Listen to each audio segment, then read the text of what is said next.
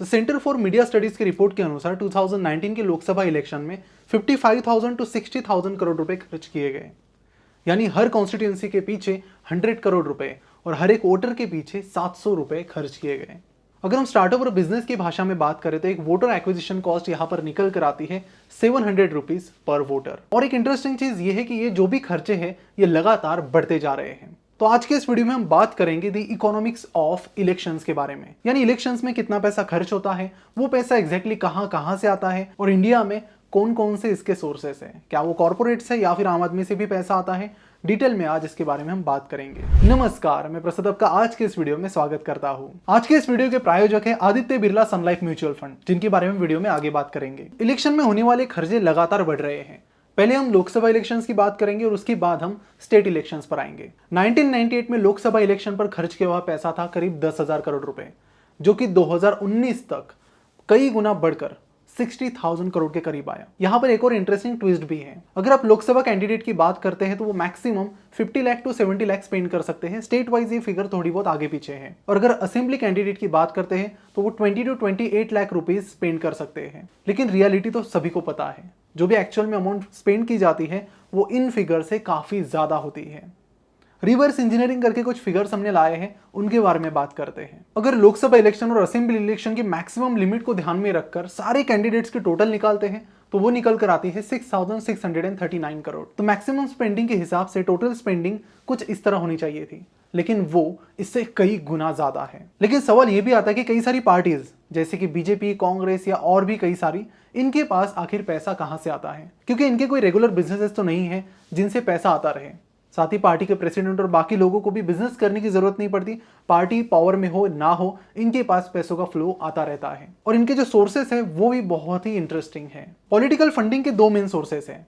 पहला है corporate funding.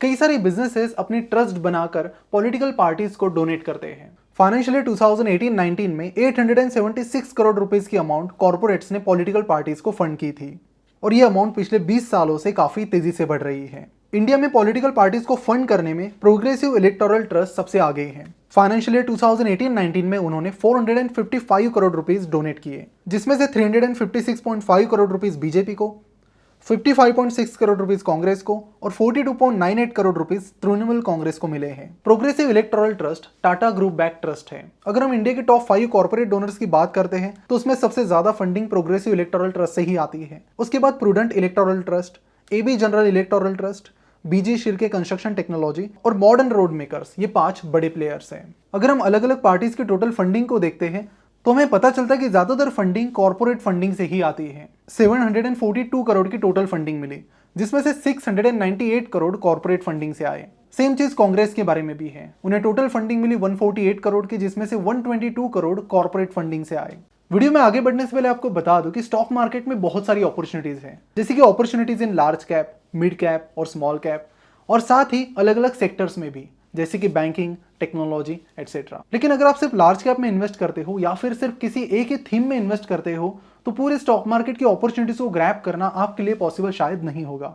लेकिन इसी का एक सोल्यूशन है जिसका नाम है flexi cap fund. Flexi cap fund एक म्यूचुअल फंड है जहां पर फंड मैनेजर को ये फ्लेक्सिबिलिटी होती है कि वो लार्ज कैप, मिड कैप और स्मॉल कैप सेगमेंट से किसी भी स्टॉक्स को पिक कर सकता है बिना किसी रेस्ट्रिक्शंस के। तो फ्लेक्सी कैप फंड के जरिए आपके फंड्स अलग अलग मार्केट कैपिटलाइजेशन की कंपनीज में इन्वेस्ट किए जाते हैं और across the market cap invest करने की और इन्फ्लेशन को बीट करने की अपॉर्चुनिटी मिलती है। और इस अपॉर्चुनिटी को ग्रैब करने के लिए Aditya Birla Sun Life mutual fund ने एक फंड लाया है जिसका नाम है Aditya Birla Sun life flexi cap fund, जो इन्वेस्ट करता है अलग अलग मार्केट कैपिटलाइजेशन की कंपनीज में और अदर इक्विटी रिलेटेड इंस्ट्रूमेंट्स में। जैसे कि इनका आईसीआईसीआई बैंक में 9.4% एलोकेशन है, इन्फोसिस में 8.8%, एचडीएफसी बैंक में 6.3% एटसेट्रा। उनके इस फ्लेक्सी कैप फंड को आप नीचे डिस्क्रिप्शन में दी गई लिंक पर क्लिक करके चेकआउट कर सकते हो। So with Aditya Birla Sun Life mutual fund start win with SIP, like एक एसआईपी आपके लिए, एक आपके फादर के लिए, एक आपके मदर के लिए और एक बाकी फैमिली मेंबर्स के लिए। और इसी पर उन्होंने एक ब्यूटीफुल फिल्म बनाई है जिसका नाम है विन विद सिप, जिसकी लिंक आपको नीचे डिस्क्रिप्शन में मिल जाएगी। इस फंड में इन्वेस्टमेंट करने से पहले अपनी पूरी रिसर्च जरूर करें, लिंक डिस्क्रिप्शन में दी गई है। And mutual funds are subject to market risk, please read all scheme related documents carefully. Political parties के फंडिंग का दूसरा सबसे बड़ा सोर्स है इलेक्टोरल बॉन्ड्स। इन इलेक्टोरल बॉन्ड्स के जरिए कोई भी पर्सन नाम न दिखाते हुए किसी भी पॉलिटिकल पार्टी को डोनेशन दे सकता है। 2017 के यूनियन बजट में इलेक्टोरल बॉन्ड्स को इंट्रोड्यूस किया गया था, इलेक्टोरल बॉन्ड आने से पहले जो कोई पर्सन पॉलिटिकल पार्टीज को 20,000 रुपए से ज्यादा की डोनेशन देता था उसे अपना नाम डिस्क्लोज करना कंपलसरी था। इलेक्टोरल बॉन्ड हर साल जनवरी, अप्रैल, जुलाई और अक्टूबर इन 4 महीनों में ही सेल किए जाते हैं। ये बॉन्ड्स 1,000 रुपीज, 10,000, 1 लाख, 10 लाख और 1 करोड़ के मल्टीपल में बेचे जाते हैं। फिलहाल सिर्फ एक ही बैंक ऑथोराइज की गई है इन बॉन्ड्स को सेल करने के लिए और वो है स्टेट बैंक ऑफ इंडिया। तो अगर आपको भी किसी पॉलिटिकल पार्टी में डोनेट करना है तो इलेक्टोरल बॉन्ड के जरिए आप वो कर सकते हैं। आपको इन 4 महीनों में एसबीआई के पास जाकर इन बॉन्ड्स के बारे में बताना होगा। मार्च 2018 टू जनवरी 2021 के बीच 12,924 इलेक्टोरल बॉन्ड्स बेचे गए हैं, जिनके जरिए पॉलिटिकल पार्टीज ने 6,534 करोड़ रुपीज रेज किए हैं।